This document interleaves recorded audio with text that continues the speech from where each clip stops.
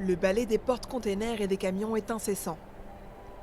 Depuis 80 ans, le port de Pointe-Noire est l'un des axes économiques majeurs de la République du Congo. Pourtant, le pays est en crise depuis 4 ans. En cause, la baisse des cours du pétrole. Plusieurs entreprises du secteur ont fait faillite. Cet entrepreneur est inquiet pour l'avenir de son entreprise. Beaucoup ont dû arrêter leur activité, donc ont fait faillite. Et aujourd'hui, ils ont déposé les bilans.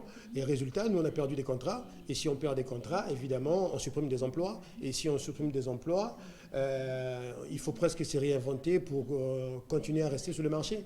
50 000 personnes ont en effet perdu leur travail dans le secteur pétrolier. L'or noir est le principal pourvoyeur d'emplois de cette ville de plus d'1 million d'habitants. L'économie doit donc envisager de nouveaux débouchés.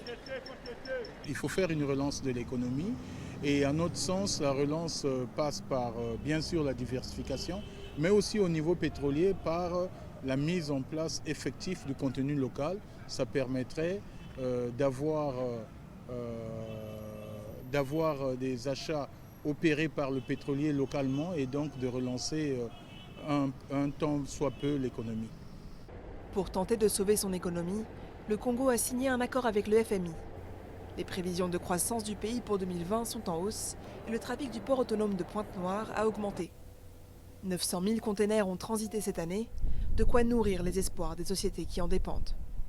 On espère que pour la fin de cette année, on pourrait avoir un taux de croissance au niveau du pays, bien sûr, qui devrait dépasser les 3%.